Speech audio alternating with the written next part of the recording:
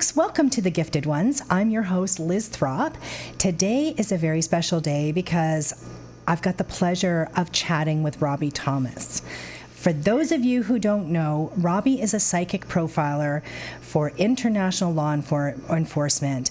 This is a guy who is like a real-life superhero. He literally has bad guys running right into jail because of his insight. Robbie is a psychic medium, spiritual counselor who helps international families and police fight against crime while bringing solace to those who need it. He hails out of Sarnia, Ontario with his wife Leisha and 3 daughters. He and his family together support his work selflessly as he is flown from city to city around the world to help fight crime. Robbie has worked with the RCMP, CIA, FBI, and countless law enforcement agencies around North America. He has been featured on many popular shows like The Old Howard Stern Show, multiple news networks like NBC, CBS, ABC, CTV, and the Discovery Channel, which aired his movie, The Sally House. Robbie continues to be a great presence, working alongside many integral individuals in film, television, and radio. He is currently working on his new show, Psychic Profiler, with Emmy award-winning producers. How cool? How cool is that? This is sure to be one of those shows to watch, folks. And if that's not enough, he has written and published 10 books. He works tirelessly to give families closure and insight to their losses, some of which are famous cases, which we will get into in this interview. It is my great pleasure to introduce you all and you, Robbie, to the Gifted Ones. Welcome. Thank you. Thank you so much for joining us today. I have just been blown away. You sent me a book of yours, this one here, The Psychic Profiler, for those of you who are interested. This is a definite book you want to read because it gives so much insight to who you are and what you've been doing. It gives tons of law enforcement endorsements, and just the stories and how you went about solving the crimes are incredible. So why don't we start so that those that are watching this can understand what exactly do you deem as a psychic profiler? What does that mean to you? That is an individual who, like myself, will work alongside law enforcement, placing themselves before a murder scene, during the murder scene, and what took place after the murder. So I'm profiling 3 characteristics of a murder or a heinous crime. Right. That is what a profiler does.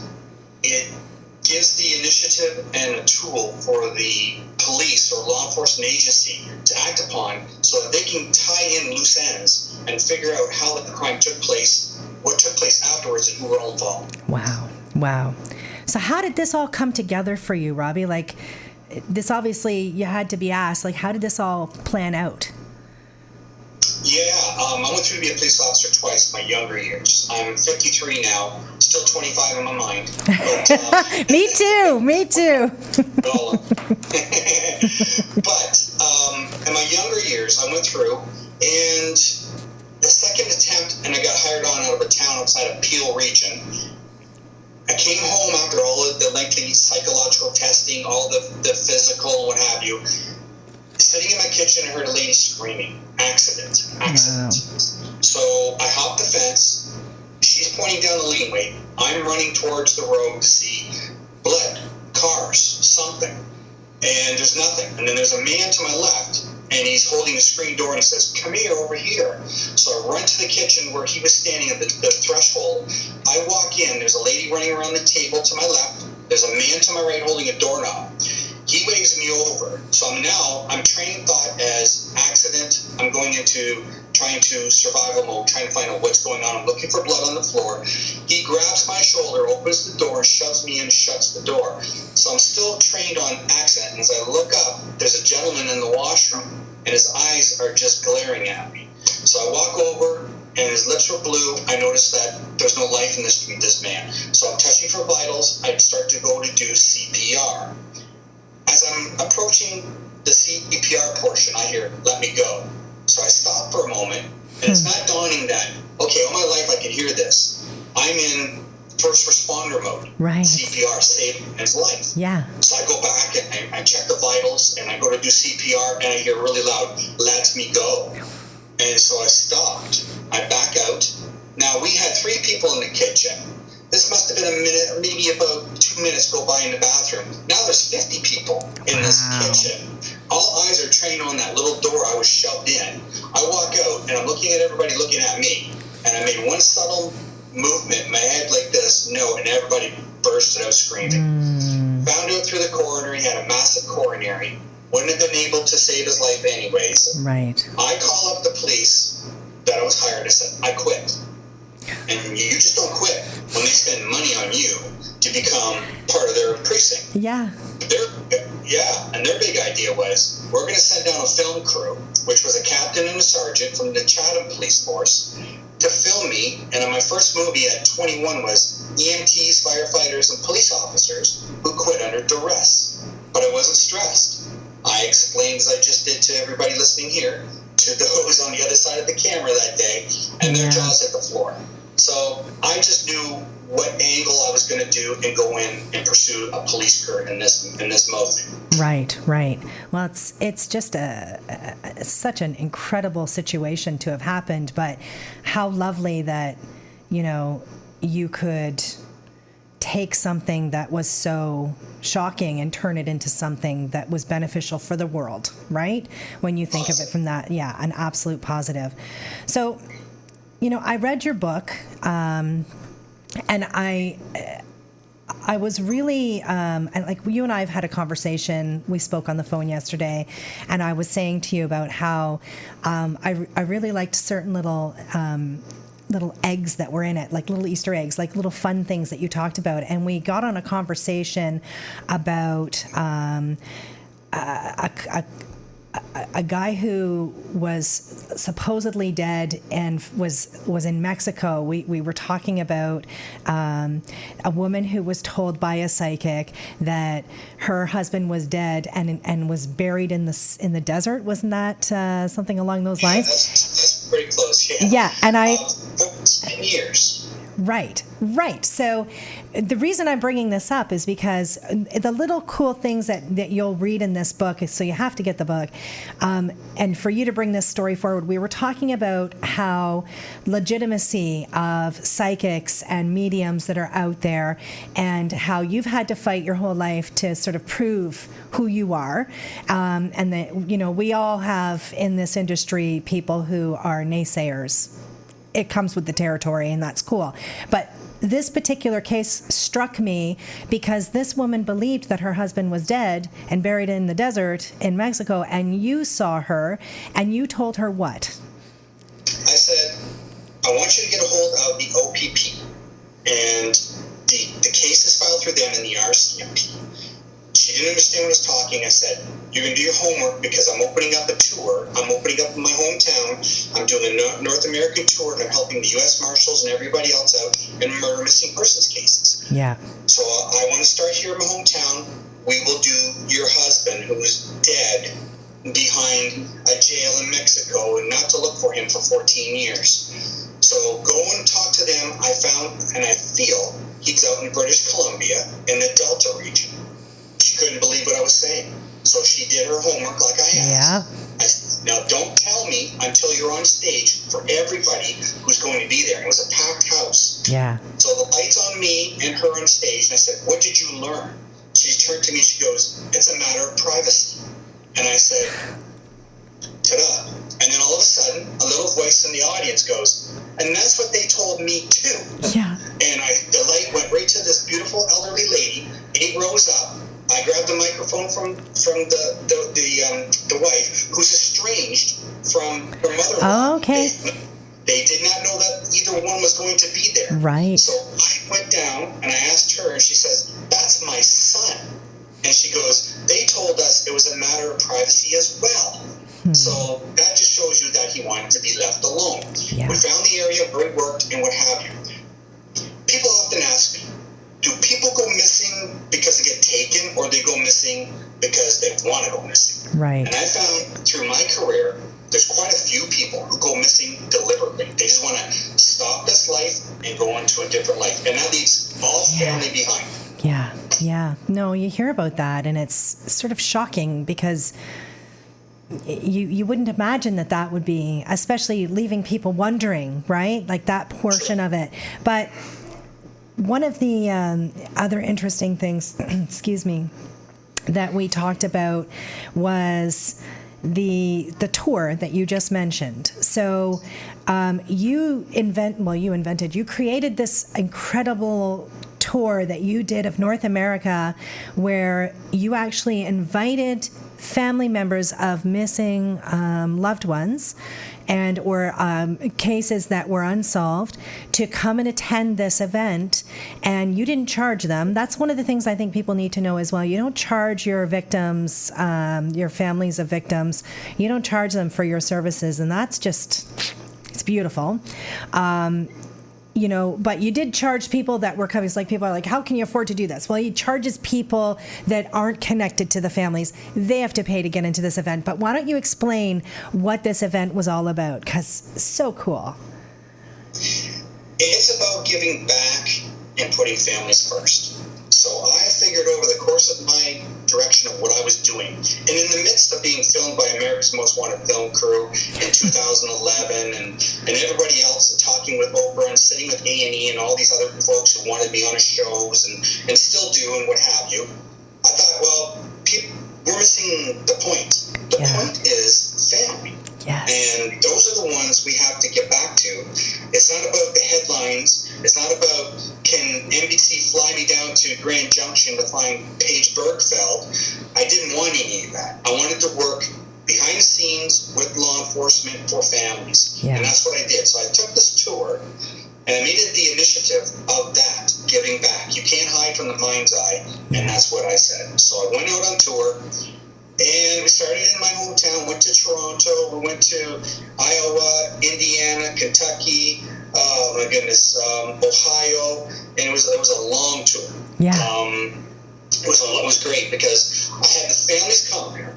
I had the law enforcement who were there. We had mayors of cities come in. We had people sit and listen to how I structured, like I told you in the beginning, prior, during, and after, giving names, giving people who were included, and just people's heads spinning, listening to what was happening, and all the missing puzzle pieces. Amazing. In Ohio, the U.S. Marshals had stacks of information on trolley carts.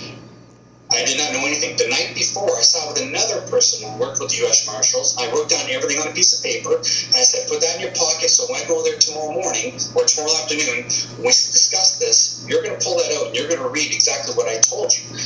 So we're talking to the family, and I said, they shot him here, and the man's name was Robert, and he died going back into the fire because he asphyxiated. Oh, wow. Because he couldn't breathe, right? Right. And they hit the gun and a wall, and I see them taking wall parts out. Then the lady stood up in the audience and said, oh my gosh, they tore her house apart that night when they told her husband was murdered. So why would they tear walls out at 1 o'clock in the morning? Exactly. I said, because that's where they hit the gun, right? And then I went on about the insurance claims in Florida, money being transferred. And then the U.S. Marshal guy gets stood up, he goes, stop. He goes, nobody knew that. He goes, I don't know how you knew all that. And then the guy pulls the paper out, he goes, Robbie says insurance money transferred to a father-in-law, blah, blah, blah, in Florida, gun and wall, and it was all right there.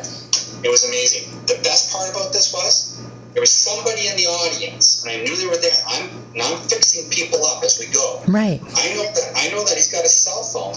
He has a cell phone like this down below. Right. And he has it on, so the perpetrators, the bad people, were listening in to what I was saying. Oh my God. So I walked straight back to him, and I turned and I said to him, and I use straightforward language. I'm nice on shows, folks. Yeah. But you see how I don't put up with any BS. Yeah. Good. So Good. I went right back and I told him, you turn that off and get out of my show. Yeah. And sure enough, he did, and he left. And the lady came over and goes, that's one of the friends. I said, I know. That's why I was setting this all up. Wow. So just like, do you shock yourself with the stuff that you get? Like, do you go, wow? Like, we're all going, wow right now, right?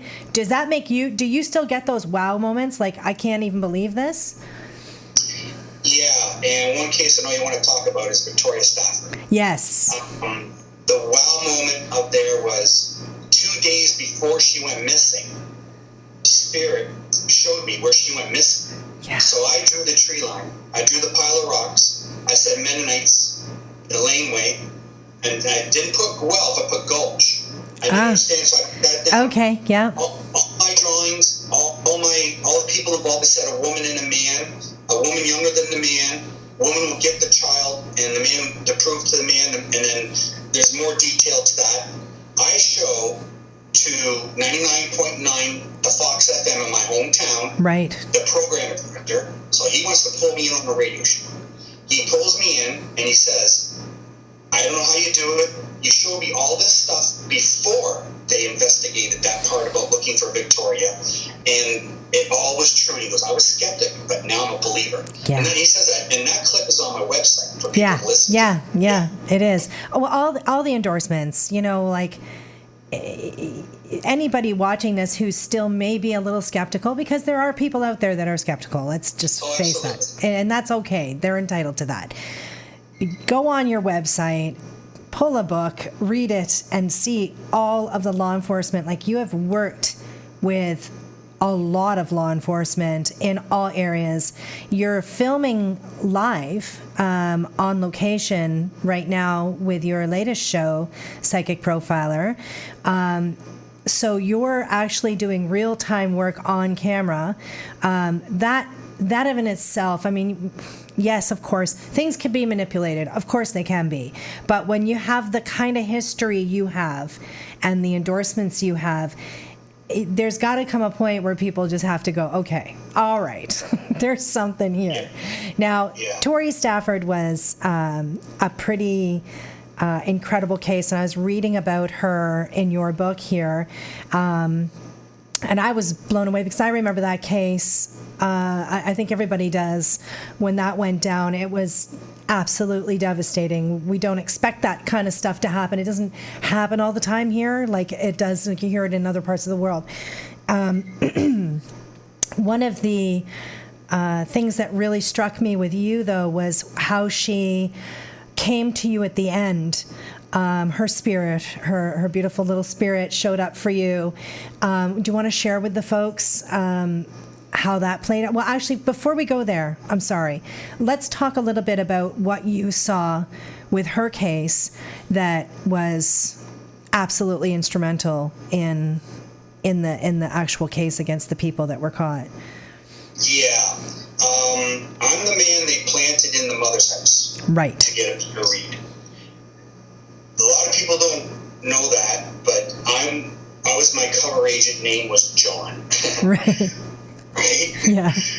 Mom never went once looking for the child. Yeah, that was weird, right? But God bless her. I don't hold anything back because it's the truth. Yeah. When I was there for 45 minutes, she never mentioned her daughter's name once. She just cared about her computer was out of the house. They took it. Her name was taken off the charity bank account. You looked at her home, and every space in her countertop, fridge, everything was full of liquor. So right now I'm getting the perception of this is wrong. Yeah. And the gentleman sitting on the stairs wouldn't even look at me. She shook my hand, but it was just a very different temperament. It was, I'm not really caring at this moment. Yeah. And if I come out to say it, which I am, I'm very, very boisterous and straightforward. Of course. Is that, I already know about what's going on. Yeah. So in other words, I guess I'm not out there looking for my child. Where Rodney was pounding the pavement, yes, on TV, everything. Yeah. I was in the precinct, one room away from Rodney when he was doing his lie detector test, and I'm with the family on Rodney's side. So I'm sitting with Grandma and Rebecca, the aunt, Rodney's sister. Rodney, under stress, failed his lie detector test. Yes. A couple questions. Because that can happen. It can happen. Absolutely. Yep. The Detective Brown asked me, And I said, no, it's not him. You're looking for a woman and another guy.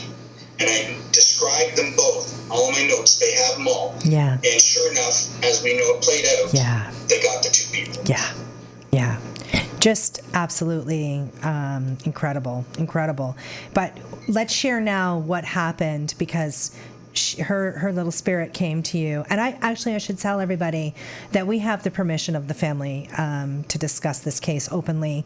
I don't want anyone to feel like I'm disrespecting having this conversation, but it's really to highlight what you do and the value of what you bring to the table for many, because you were able to give her family some beautiful closure with this. Go ahead and share what happened after the case was closed.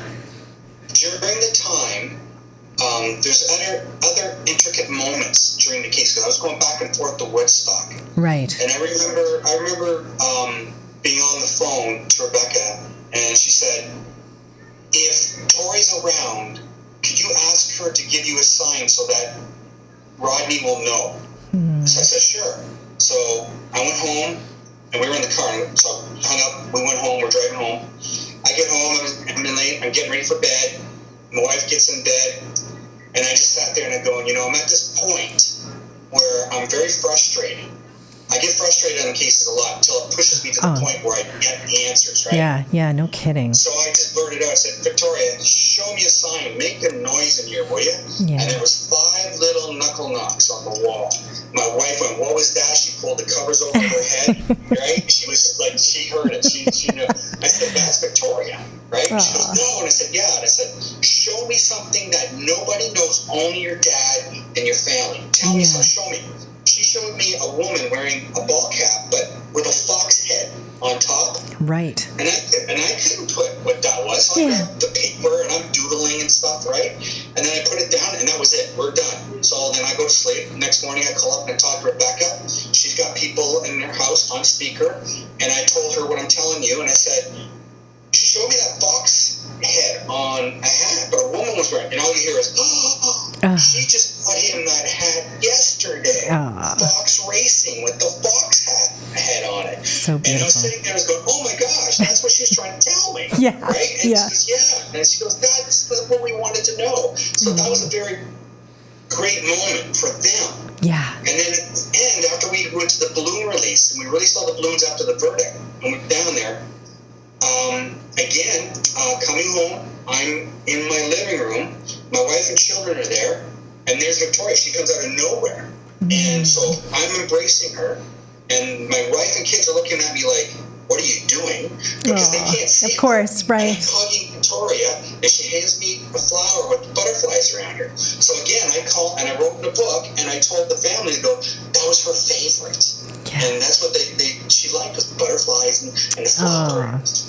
Just melts your heart to know that that you can give that kind of closure to families. And I still get letters from Grandma, and she said, I keep everything, so I'm writing a volume 2 coming, and I'm going to put after these cases of everybody, and I got all these other new cases. But I mean, Grandma writes me, she goes, I can't believe, everything else, like, I'm not telling you, like, there's other stuff in between. Right. And she goes, they didn't listen at first. One time they broke into these people's house. I said wagon wheels and horse-drawn buggies, and they thought it was this one person's home, and the cops went right into the poor people's home. They were shocked. Oh my God. Wrong house. Sorry. Wrong house. Oops. Well, I was reading about a case, the little boy, and my name is escaping with his name. Caesar, thank you. And your involvement there, and how you actually drew. So I'm going to while you tell the story, I'm going to pull up the picture. You actually drew his assailant's picture, and you gave his name and everything. So I'm just going to bring that up to the camera so people can see. And if you want to just explain what you did there. Absolutely. I get a call from Kentucky. It was day before Canada Day, and a little 4-year-old boy went missing in Louisville, Kentucky. I had folks in my backyard for the celebration of Canada Day, and I reluctantly said, no, not today. And I normally don't do that. No, I know. I normally never do that. As soon as I hung up and I turned around, my wife was standing behind me in the doorway, and she goes, "No, you call them back and you help them because people can wait," right? So I did, and I knew that was the right thing to do. So I did. I called them back. They sent me a photograph of the little boy. That's all I had, and his name. So I'm looking at the little boy on screen. I have his name. I'm channeling before what was going on. In a description on the photograph I drew, I see lights off, stadium lights off. Well, that day or that night, those lights were off. They were never off before. They were turned off. And it was just funny how he was telling me this. Yeah. Or the spirit was telling me this. Yes. Men in orange vests, flags. They were working on the murderer's boulevard, and they were doing street work right in front of his house at the time. John, if you stood on the murderer's front porch and the stadium lights, and Papa John Stadium was right through the clearing where the murderer lived. That's right. And there it was, right? So I'm getting all this stuff. I'm writing it all down. It's coming in like Show this, the like picture. just all over.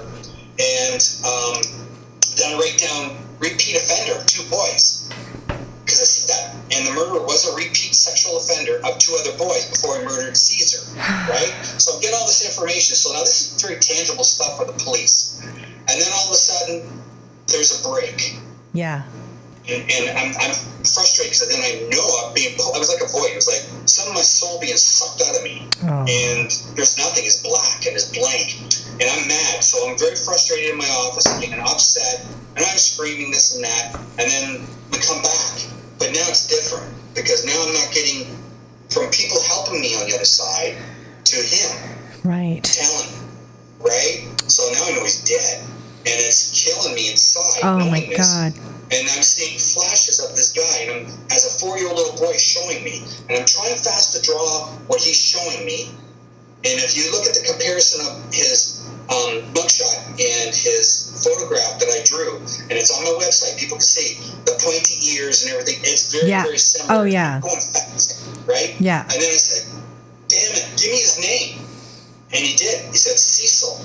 And I wrote Cecil, and I put an arrow down to the man's head, and then some other details, and that got shot off to NBC in Louisville, Kentucky, and to the detective, and so that they could get the word out and do what they had to do. And sure enough, unfortunately, we found Caesar deceased, and the monster who did it, December 7th of 2007, got arrested and is in jail for life. Yeah, let me show folks what that looks like. So you can see the drawing that you did beside the monster, what he had done. Just awful. Just awful. Well, that brings me to my next question, Robbie, because, I know what I do for a living is like lame compared to what you do for a living. And what I do, I consider stressful, just being a psychic medium for people, just average people, just day-to-day stuff.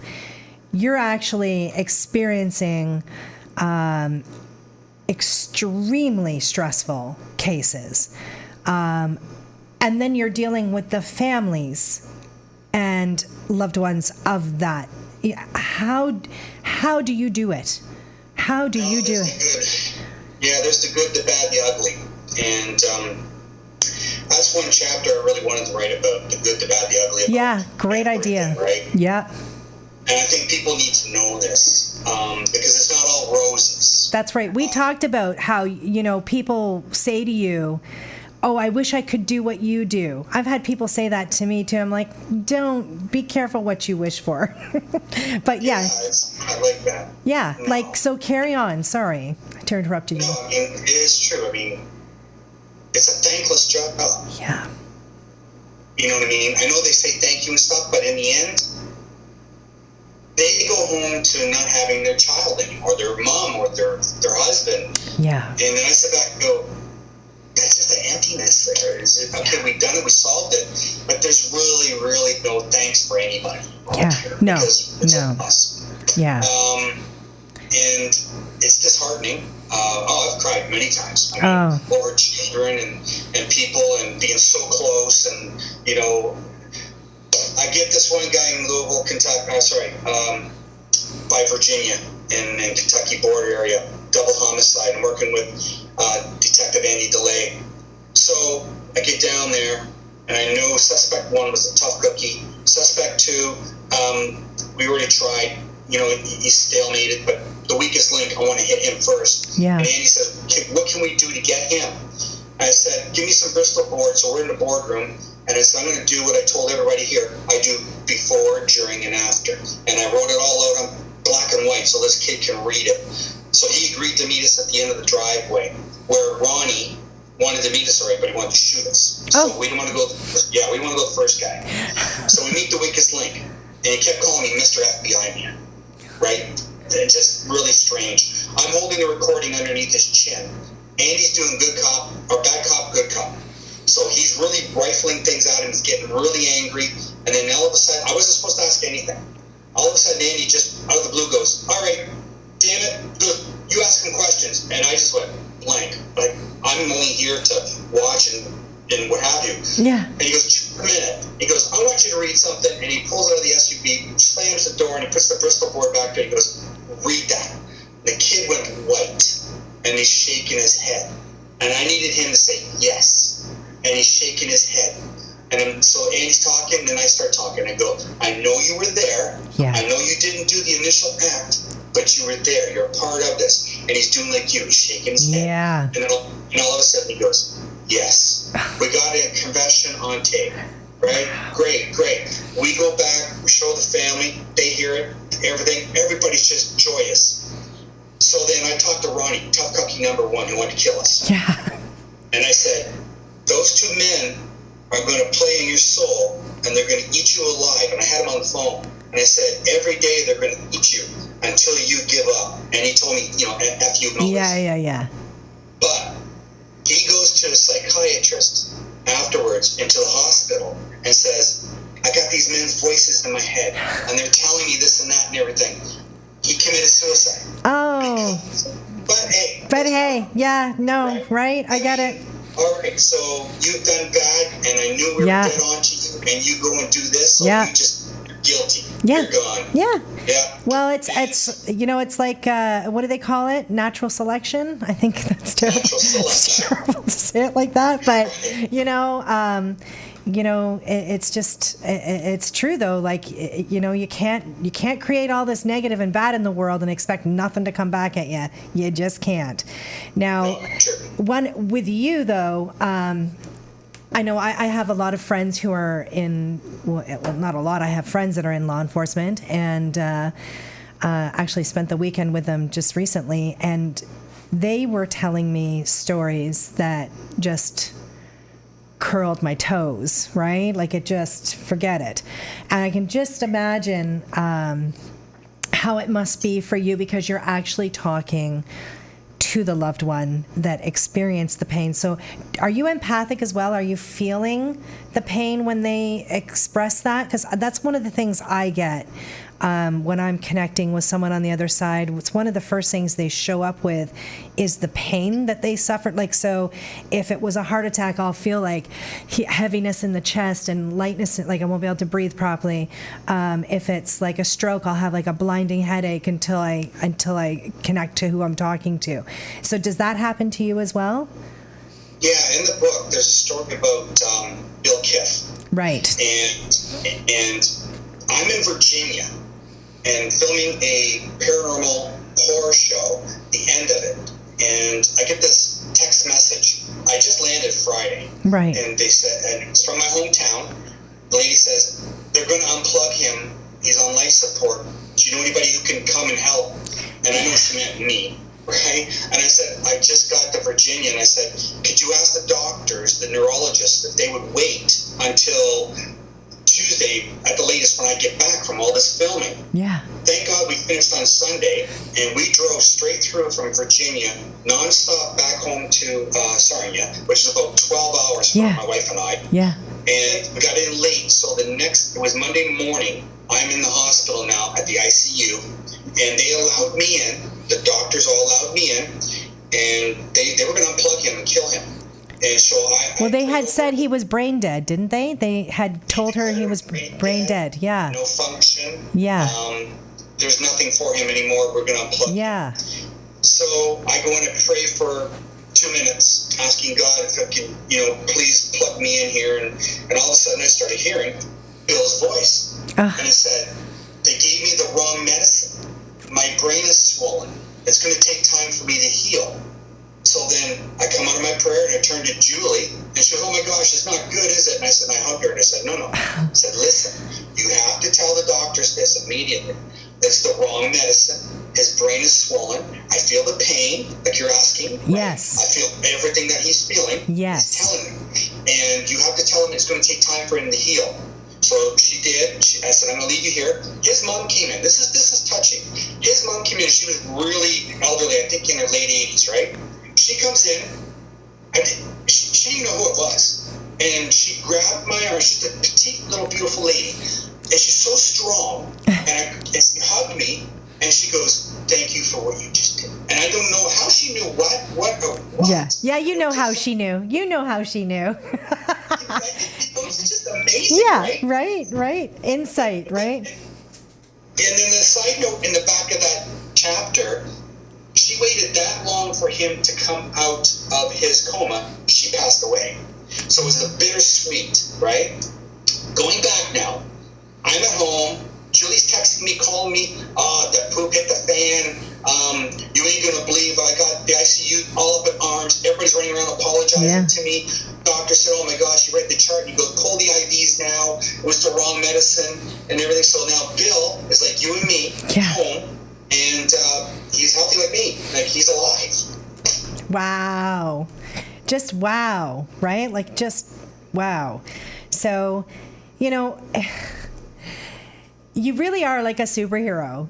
Has anyone told you that? No, like seriously, I know you're a humble guy because I've talked to you, and I know how, you even your wife has, sacrificed herself and the family have sacrificed so that you can do this. And I think people need to know just how much of a superhero you really are, because you're literally like a superhero in my eyes. And so is your family. Because without them, you wouldn't be able to be doing what you're doing, right? Without the support. That's for sure. Without the support and the connection, all of that. You did mention that you bring your wife along with you on some of the cases as a support system for you, which has got to be huge for you when you're in somewhere, some random city, dealing with more trauma, having her with you. How does she cope with it, though? She's the boss. She's the boss. Good. Good girl. Yeah, she's my pillar. Again, just give you an example. I fly out to Washington, D.C., CIA agent's daughter's missing. So I'm working with the NSA, the CIA, FBI, and the DSA because it dealt with a really mucky case. Yeah. So I do all my drawings home here in Sarnia. I faxed them down to the DSA's office, and immediately they said, I want to discuss this. You're coming down to Ronald Reagan Airport. They flew me in. So we're there. I'm in the office, and he shows me suspect A, suspect B. That's all I get. He said, thank you for your notes and everything. Everything on here really matches what we're thinking. You go back. Here's the map of Maryland and Virginia. And he slapped it on the desk and goes, find her. Oh, my God. That's what he said to me. So now I'm thinking, I just come off a long airplane. You're very nice and welcoming. Now you throw a map at me. Yeah. Like that. Yeah. So, of a state. With roads and everything. Yeah. So I go back to the hotel with Leisha, and I sit there, and I'm frustrated, and I haven't eaten all day because of the plane rides and everything. So I crack a beer, I drink a beer, put it down, I look at the map, I take a pencil, and I circle the little thing, I throw it down, throw the map down, go there. And she goes, you're not done, are you? And I said, oh yeah, I'm done. And then I turn TV on, and she goes, no. And I said, yeah, I'm done. And I said, wait till tomorrow. She goes, Homer's going to be mad. I said, I don't care. So we go back into they come to get us. We go down to the DSA's office again, throw a security, right? Beep, beep, beep, and all that. Yeah. We get there. Homer looks at it, he goes, are you done? I said, yep, here's your map. He goes, get in the car. So we go downstairs, get in the car, and I've been through this many times. Drive you here, is this it? Drive you here, is this it? No, you're trying to throw me off, and I'm not going to change my mind. No. Yeah. Because get in the car. We're down this road. I get out, he's on the car like this. He goes, I don't know how the hell you do it, and I don't know how you did it. He goes, but that road, I've been working on it for a year. He said, nobody knew about that road between the Andrews Air Force Base and where her phone pinged. And everything I drew and talked about, how the winding road, garbage, people dump their garbage, that's all it was. It was exactly that. 5 minutes from the murderer's home. If you went on the highway and you went that way, it was 5 minutes conjunction, so it was an easy get. He goes, I know she was killed here. I said, I can't believe you did that. Wow. And he goes, I'm atheist. And he goes, but you're turning me. That's what he told me. That's beautiful. It was just like, we went on and on and on, brought the dog team out, found a bag with flip phones, items of clothing, stuff like that. And that sits now. And I said, her body's wrapped up in a carpet, blanket type thing, 100 feet from the road. Wow. I swear to God. And we couldn't find it, right? So I'm back home now, a year to the very day. I get a phone call from Teresa, the mom. Yeah. And she's CIA. She goes, you ain't gonna believe what you did. And I said, what did I do? She goes, you found somebody else's baby. And I said, what? Oh. She said, and I said, that's Kathleen doing it then, because we found the bag with the stuff. Yeah. Right? And now we found somebody else is wrapped in a carpet, somebody else's baby. I said, she's helping out doing this, and I'm going 2 murder cases. And this is crazy. Wow. And it was amazing. And then so as I'm leaving, and then Lisa, the boss, right? She did good. Homer's got his radio. I'm in the front seat. He goes, I'm going to continue working with you. He says, I like what you do. I said, okay, great. Can we borrow him? This is so-and-so from, and everybody's seen him on PD Live. It's Culver County Police Sheriff's Office. We know he's in town. Can we borrow him? Homer looks at me, and I look in the back seat. That's where the permission comes from, right? And it's Leisha, and she's going, yes, you can go. So we went to a real high-profile case, and that's where the detective ripped off his patches, and we found the spot and handed him to me, and he hugged me, and he hugged my wife, and he goes, can we keep him just a couple more days for another case? And she's 5 foot nothing. These cops are 8 feet tall monsters. Yeah. Right? She looked at him and goes, I got kids at home, we're going home. We're done. Yeah. Oh, God bless her. Well, that is, that's, part of the challenge of this job that you do is, there's not enough of you. There's just not enough. We need to clone you, clearly, right? When you figure that out, that's probably what your wife says all the time. We need to clone you. No, it's just amazing to me. Now, one of the cool things that you talked about as well was how you're dealing with these psychotic, and we'll call them evil doing people. I don't know that evil people exist. I think evil exists in the mind. I don't know that it's we could go on for days about that, but these evil doing people, and you're not afraid. You're not afraid of them. And I can tell you, because we discussed this, I have had situations come up in readings where I'm like, okay, now we're stepping over into a land that I don't want to go into, so I kind of shut it down. I won't reach out to that. Like, that person reaches out to me, I won't do readings with them, because I fear, what if they've discovered that I've given this information about them? And it's a total fear thing, right? It's a total girly fear thing. You're like, bring it. You're putting the fear back into them, which I just loved. So what was that one, the one situation where you were dealing with what was I reading that? Did a perpetrator, did somebody that you were chasing after or you had called out, did that not happen to you? Oh, that happens a lot. We did a case with International Police Chief Kevin Smith, was my partner at the time. A very renowned, well-decorated law enforcement, one of the top law enforcement in the world. Right. And America's Most Wanted film crew at the time filmed me in 2011 on a double homicide. And it was a 20-year-old case that was just stonewalled. We actually solved it over coffee in 20 minutes. Wow. And it was my input to him, going to the Crown, getting papers, noticing who signed papers back and forth to get rid of the whole under the carpet type thing. Wow. But the year prior to this, I was in, again, this is a part of Kentucky. So I got the coroner, I got the water cop, I got the fire chief, the incoming sheriff, the family, and a person taking minutes. And I'm popping questions out there because I know where I want to go with this. I want to make them be on alert that I'm coming here to solve this case. The newspaper, everybody. So I said to the coroner, I said, "How did you become coroner?" He goes, "Well, my buddy, the sheriff, not the incoming, the sheriff, appointed me." And I said, "Well, you just get appointed? That you got a medical degree or something?" And he goes, "No, son," I'm going to use his accent. "No, son, he gave me a VHS tape and I watched it for 7 days. And then he pointed me coroner." I said, "How does that happen?" He goes, "Well, he asked me if I could tell if a man died, how a man died." And I said, "I can tell if a man died from a heart attack." And I said, "And that made you coroner?" I said, "What did you do before that?" He goes, "I was the grocery clerk."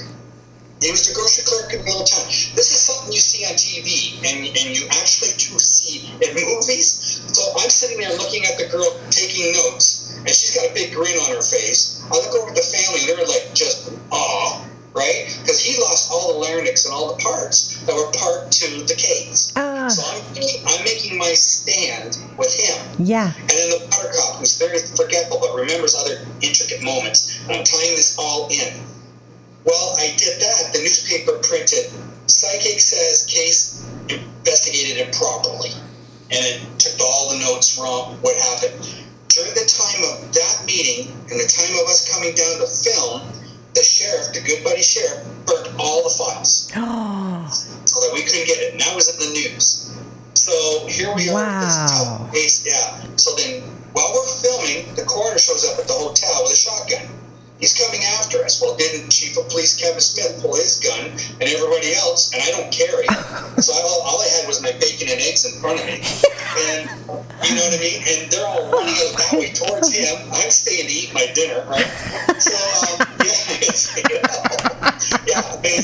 amazing things. Yeah, that's my life. That is incredible. That is incredible. Yeah, that friend that I was telling you about that I was visiting with the weekend, she actually is from Sarnia. And she moved out. She was the Sarnia police. So I had mentioned that I was interviewing with you today, and she actually married a guy from Virginia who's a chief in the Virginia police. So it's like, and they were telling me how it works down there and explained it just the same way you did. And it's like the sheriff chooses everybody. There's no democracy there. It's not, it's like you're supposed to be the biggest democracy on the planet in the States. And no, there is no democracy there. It is like who scratches whose back the most, I guess. I don't know. Crazy stuff.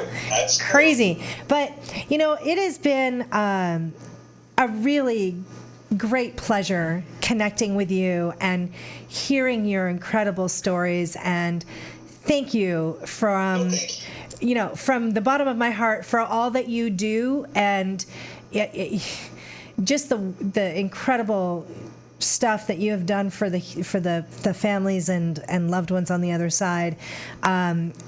I can't say it enough. You're like a superhero, my friend. That's how I see you. Because I couldn't do what you do. There is no way my heart could handle that. No way. No way. Let alone my skill set. Probably not even close to you. But yeah, no, you're a superhero, my friend, for taking that on. So thank you so much. And have abundant blessings for the year ahead, my friend, and may all your cases be solved quickly and effortlessly. Thank you. Thank you.